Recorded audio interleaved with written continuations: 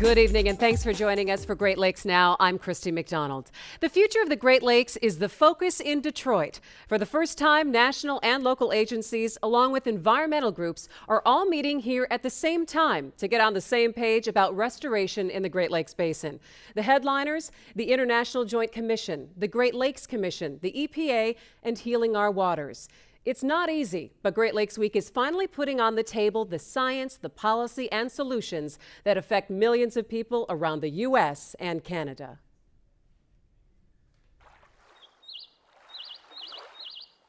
Watching the sunset from a lakeshore cottage, making the ultimate big catch, or cruising the waves to a hidden harbor town, the Great Lakes have made millions of people fall in love. 8 states in the province of Ontario, Canada share the beauty and astounding resources of Lake Superior, Huron, Ontario, Michigan, and Erie. The Great Lakes, they consist of 20% of the surface fresh water for the entire planet, the entire world, 20%. 90% of the freshwater, surface fresh water for the entire country. While many can relate to their allure and recreation, the lakes have an important connection to everyday life and business for millions around the country, starting off with the fresh water that makes its way into homes around the Great Lakes Basin. The lakes provide drinking water for 40 million people, over 50 billion gallons each day for municipal, agricultural, and industrial use. In the last 5 years, there's been a much greater emphasis on the advantages that we have in the Great Lakes region with this freshwater supply. There's no question that a thriving blue economy requires a healthy water infrastructure. People have always been attracted to water, and it's a place we look to reconnect to the place we call home. It's a place we go for rest and relaxation, and it's a place we go to for renewal. Water is something that has always been important to people. The Great Lakes are also used as watery freeways of commerce. The 1,600-mile navigation system extends from Duluth, Minnesota to Ogdensburg, New York. Freighters, or Lakers as they're called, ship an average of 163 million tons of goods, anything from iron ore to grain. The industries that rely on the Great Lakes for clean, fresh water, the auto industry, the steel industry, the chemical industry. All these industries need large quantities of water that are clean. The charter fishermen, marina owners, there are people who manufacture boats, the fishing equipment, hunting equipment. These are folks that actually rely directly on the lakes for their livelihood. We are standing in the walleye capital of the world. That means $1 million to the local economy every spring. But there are restrictions on how the Great Lakes can be used and controlled. Back in 1909, the International Joint Commission was created with the Boundary Waters Treaty. The IJC is made up of representatives from the United States and Canada. Its role is to settle disputes relating to the use and the quality of the lakes. And the quality and the health of the lakes are a major concern because of the impact on tourism and fishing. More than 1.5 million jobs are directly connected to the Great Lakes, generating $62 billion in wages. Water has been hugely valuable, not the least of which the tremendous amount of recreation opportunities that it provides, and it's coming together to support what really is such a valuable commodity for our community. Joining me now is the chair of the International Joint Commission, Lana Pollack. Lana, thanks so much for joining us. Thank you. For people who are not very familiar with the IJC, give us a little bit of an outline. Well, the IJC is a U.S.-Canada organization, an independent organization. We were established under a treaty going back to 1909, and we're responsible for resolving and avoiding disputes with each other all along the boundary waters, from the East Coast to the West Coast, and Alaska and Yukon as well. There are so many agencies and organizations that are working for the Great Lakes to restore the Great Lakes. What's the advantage of having them meeting all at once for the very first time? Well, I think it's really exciting because Collectively, we bring a great deal of expertise. Individually, we bring expertise, but it's bringing people together. We learn from each other. There's a lot of science going on here. A lot of the advocates are hearing from the scientists so that we're sure that we're presenting to the governments the very best information that science can provide. And on the other hand, the scientists learn some things from the local folks who experience the water firsthand on their beaches, shores, and when they go fishing. This is the IJC's biennial meeting. Can you tell us a little bit about what you've been working on over the last 2 years? Yes, we've been working on assessing what is the health of the Great Lakes. We're particularly interested in and concerned about aquatic invasive species, and it's not just the Asian carp. It's those little pesky mussels that have made such a big difference in the lakes. We're concerned about near shore. That is to say, what you develop along the landscape makes a big impact on the lakes. We want to understand that better. We're concerned about climate change, frankly, and the impacts on climate change as well. Fishery are the fish safe to eat? We know they're healthy for you in terms of omega-3 fatty acids, but there are residual contaminants in there, and particularly women who are about to be pregnant or are pregnant, we need to be concerned. There's a host of issues. Also, in the spring report that the IJC put out, talked a lot about algae blooms and the yes. runoff of fertilizer into the water. Talk a little bit about why that is such a major concern, and would you say one of the primary concerns of the Great Lakes? It's certainly one of the primary concerns, especially in Lake Erie. Lake Erie had the worst bloom in its history. I mean, that's worse than it was in the 60s and the 70s before we really cleaned up the lake. Back It's when they said terrible. Lake Erie was dead. That's right. And we have some dead zones again, some very low oxygen zones. And so we know we have problems. I don't think you could say that, I'm sure you couldn't say that farming and phosphate fertilizers are the only cause, but they are a significant cause. Part of what we do here is understand the science, the interaction, and what we can do about it. Do you find that a lot of the groups and the agencies, that everyone has pretty much the same areas of concern at this point? Yes, but what I think happens is different people bring different expertise and different perspectives. As I said, if you're a fisherman, for instance, last night in a session, we listened to scientists, and then we listened to fishermen say, this is what it's like out on the lakes. This is what we're experiencing. And often it's the people who are closest to the water in a recreational sense, or perhaps with their jobs, that bring us some really important information. So sometimes maybe in the past there's been a disconnect between the agencies and the boots on the ground, the people I say who are really That's interacting right. with the lakes every day. Yeah, or the oars in the water. So this is an opportunity for you then to be able to hear from those people as well. That's right. And it brings together also the governments, the EPA and Environment Canada and NOAA and all sorts of agencies on both sides of the borders, including some state agencies, and the people who frankly lobby on behalf of the lakes. It puts them in a comfortable situation, in a non-hostile situation where everybody's here for the same purpose, and they can network, they can hear, and they can understand and learn.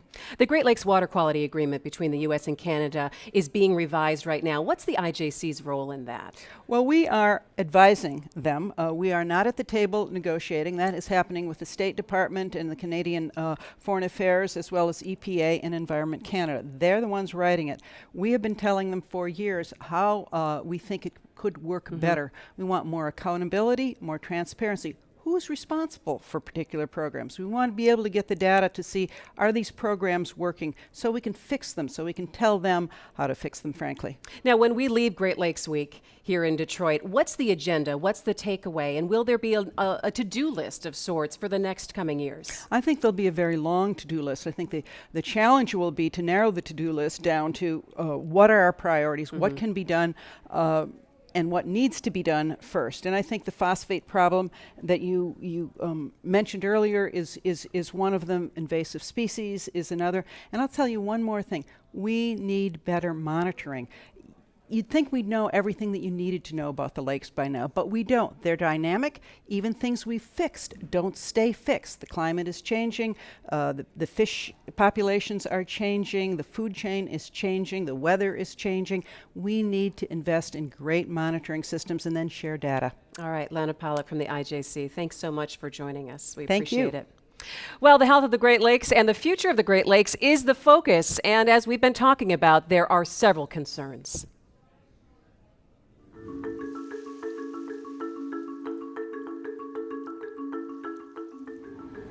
I remember going to the beach. I might have been 4 or 5 years old. I remember my dad, as we were walking, bending over to pick up trash, and nobody else would do it. They would just kind of walk by this stuff, this litter. And even at that age, wondering, why does he do this and why don't other people? Because it seems like we want to keep these beaches clean. Over the years, it's gotten me thinking about this is where this notion of individual responsibility and community care really starts. These little, nondescript actions that we take as people, and just when you think nobody's noticing, somebody does. Invasive species, toxic sites, polluted runoff, overflows from sewage, overfishing, ecosystem breakdowns at massive scales. All these things have combined over time to damage the lake's ability to heal themselves. More industries, more sewage plants, more highways. The accumulating impact of the human presence in the Great Lakes Basin. You can die of 1,000 cuts. That catches up with you eventually. Every little cut doesn't seem to make a difference. It's accumulation of all of these 1,000 cuts. We can't wait until we see these massive problems, or we'll never have the time to fix them. We have to fix the problems before we can see them.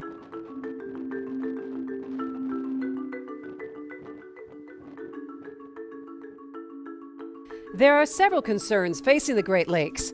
The increase of aquatic invasive species like Asian carp, zebra and quagga mussels, an increase of harmful, sometimes toxic algae, the importance of keeping our lake shores clean and maintaining good water quality throughout the lakes.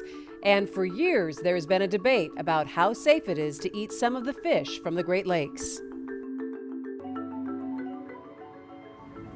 We had rivers like the Cuyahoga catching on fire, literally catching on fire. You could see those problems. Today, it's a little tougher to see them, so it's a little tougher to bend our heads and put our arms around to fix them. I do believe that there's somewhat of a coming together, a focus on water right now. In the last 5 years, the Great Lakes community has really pulled together. Virtually every citizen in the Great Lakes has pulled together to push for this Great Lakes Restoration Initiative. Working together, you can get so much more accomplished than working individually.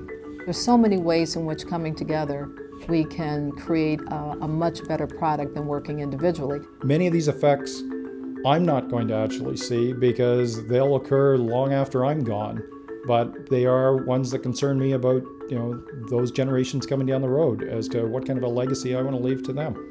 When I take my kids to the beach and when I show up at work, one thing I try to do is I try to put myself in my kids' shoes and their kids' shoes as well to answer the question, have we done everything today? Are we doing everything today to set them up to inherit the Great Lakes the way they should be?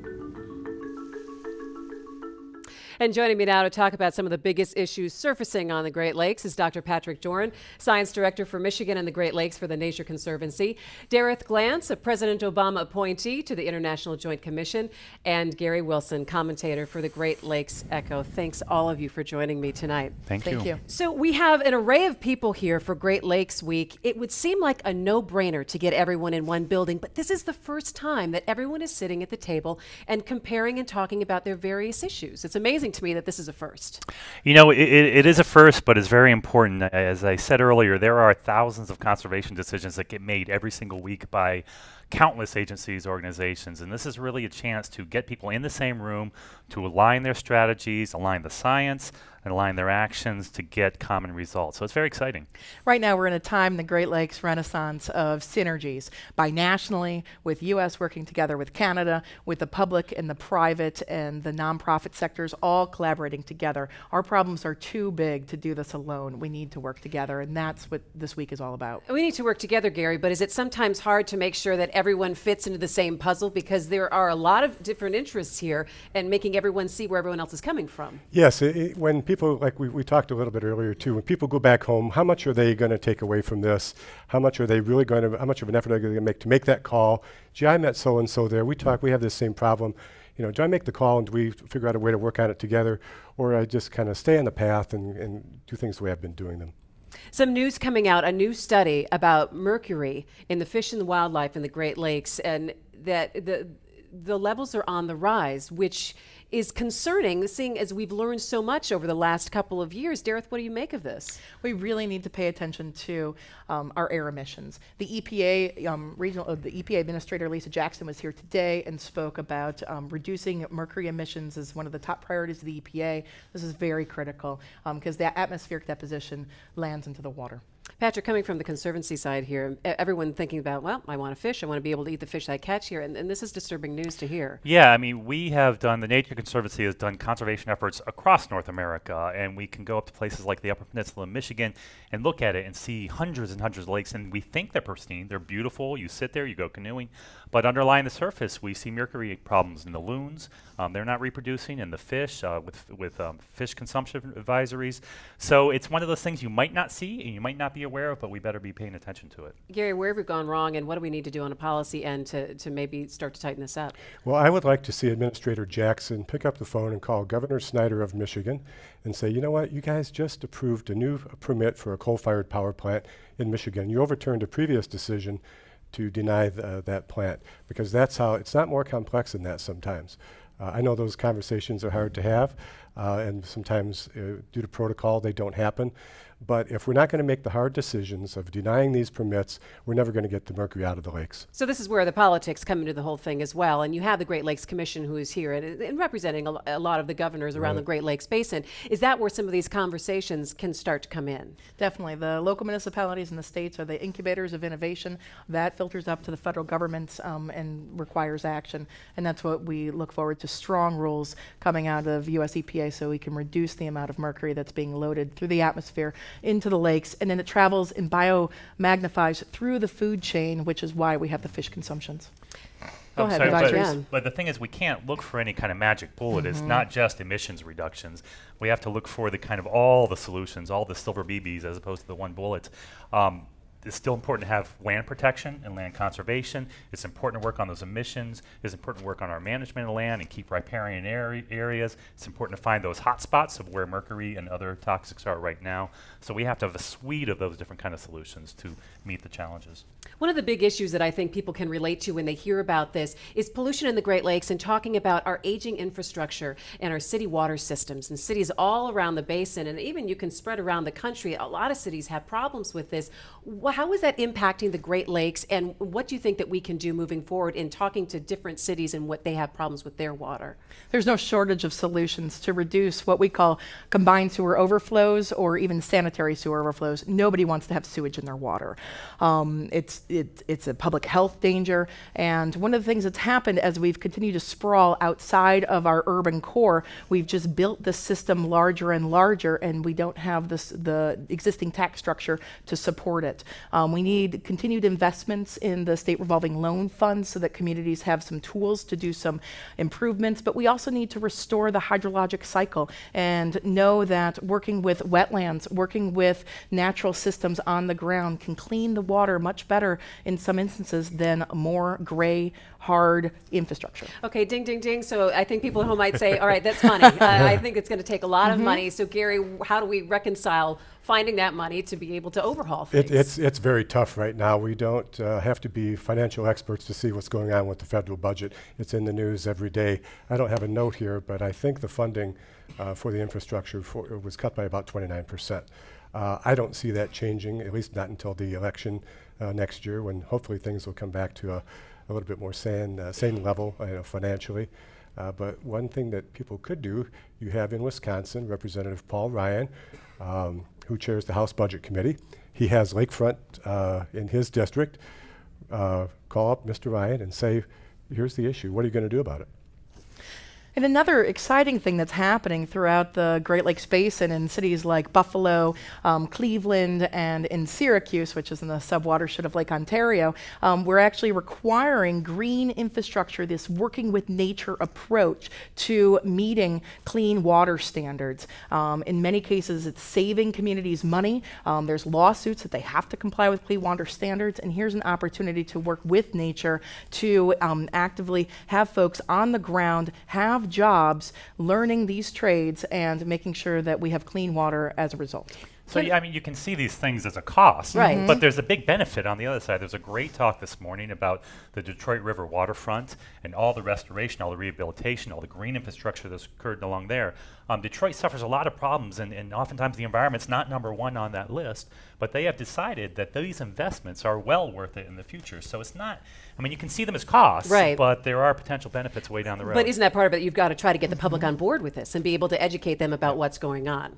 You need people to value nature and understand the value that nature provides for their way of life, for their sense of place, for their industry, for their scenic beauty, for their spiritual beauty, for the recreational opportunities. And once we properly value nature, then some of these decisions maybe get a little bit easier. And it's a false dichotomy that the environment versus the economy. They're hand in hand, and you can see that firsthand right here in Detroit. I'm from Wayne County originally. I haven't been able to spend this amount of time here in about 10 years. And I mean, all the hotels are sold out. We're all here. I was able to walk on the waterfront this morning, and the riverfront is absolutely beautiful. And there's more business here than there has been in years past, and that's because the health of the Detroit River is coming back. Yep, absolutely. People are being drawn to the resource. All right, thank you so much for joining us as we continue our coverage of Great Lakes Week.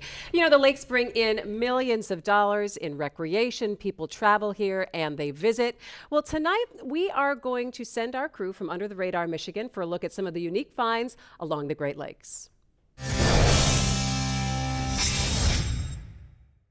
You know, on our PBS show, Under the Radar, Michigan, we spend a lot of time on the Great Lakes, but how could you not? They're all around us. And I've lived on the lakes my whole life. But when they told me you could surf on the Great Lakes, I didn't believe it till I saw this. Third Coast Surf Shop is the place to go, and owner Ryan Gerard is the dude to see when you're ready to hang 10, Great Lakes style. I had no idea there were waves on the Great Lakes that were big enough or organized enough you could surf on. I've been doing that for 14 years, so I'm pretty sure it's real at this point. I wouldn't expect anyone to really know that unless you've seen it for yourself. Right. And the thing is, when the good surfing is happening, when the waves are typically big enough to surf, it's typically not a nice beach day. I was going to say, do you have to wait for a storm or a big winds associated big nor'easter with, to come in? Or? Yeah, stuff like that, exactly. Yeah. Really? Yep, and it's just the wind blowing across a certain distance on the lake. I mean, these are huge lakes, of course. Right. So the wind, as long as it's blowing across a far enough distance, right, and it's blowing for a long enough amount of time, the waves can get quite big. There's actually buoys out that the Coast Guard puts out in the middle of the lakes. Yeah. I've seen the Lake Michigan buoy at 26 feet. Talk about something being totally under my radar. I had no idea this was going on right in my own backyard. West Lake. Anyway. What are the biggest waves you've ever surfed on Lake Michigan? Realistically, for me, probably 8 to 10 feet. Seriously, 10-foot wave? Well over my head. How many people know about this? I mean, when you go out there surfing, are there a bunch of guys out there surfing? Yes, it's growing. I mean, people have been doing this since the late 50s in the Great Lakes. But it's always been an underground thing. That is, until our 11 billion UTR fans see this. Now, here's another reason we love to do the show Under the Radar, Michigan. There's an island about 20 miles in that direction. You can't see it because of the whole curvature of the earth thing, where you can take a boat ride, have an incredible dinner, and it's something I recommend you do because I did it. It's called Charity Island, a beautiful island right in the middle of Saginaw Bay. And if you want to go there, you gotta go by boat. There's a great sunset dinner cruise that you can take to the island, but we opted for a morning trip just to have a look around. It's about an hour boat ride out, but with the scenery, it's great. The air is clean, and there's a really good chance you'll have a close encounter with a Great Lakes super freighter. They're an awesome sight to see. As you get close to the island, you realize just how big it is. It's 222 acres with 3 miles of shoreline, and it's even got an 11-acre lake. When you arrive, you start to feel totally removed from civilization. All you hear is the quiet of the island. When anyone visits, they are greeted by Jack and Karen Wiltsey, who actually live in the historic Charity Island Lighthouse. We've gone all over exploring the Great Lakes, and one of my favorite places to do that is Michigan's Upper Peninsula, where we have what I believe to be one of the greatest natural wonders in the world. Take a look. The Pictured Rocks National Lakeshore. It's over 40 miles of 200-foot sandstone cliffs, waterfalls, and pristine beaches that meet crystal clear blue-green water. The Pictured Rocks are one of Michigan's greatest treasures. I guarantee you won't see anything like this anywhere else in the world. So if you get a chance, it's absolutely worth the drive or the paddle to get up here to see them. And everyone has a beautiful Great Lakes story. All right, so I'm going to go to my panel real quick. What do you think the biggest issue facing the Great Lakes right now that's going to come up this week? Runoff from our agricultural and urban environments into streams. Those algae blooms in Lake Erie. Water treatment needed for our chemicals of emerging concern. Okay, we'll be watching for that. And Gary, last word. We have to clean up those toxic hotspots. They've been there for decades, and they're still there. All right, appreciate it very much. Thanks to my panel tonight. And that's going to do it for Great Lakes Now. For all Great Lakes conversation and more on Great Lakes Week, make sure you head to our website at greatlakesnow.org. For all of us at Detroit Public Television, I'm Christy McDonald. Have a great night.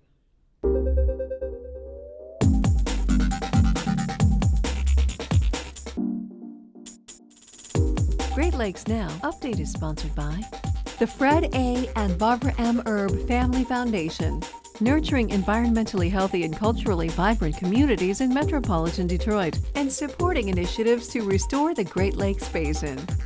The U.S. Environmental Protection Agency.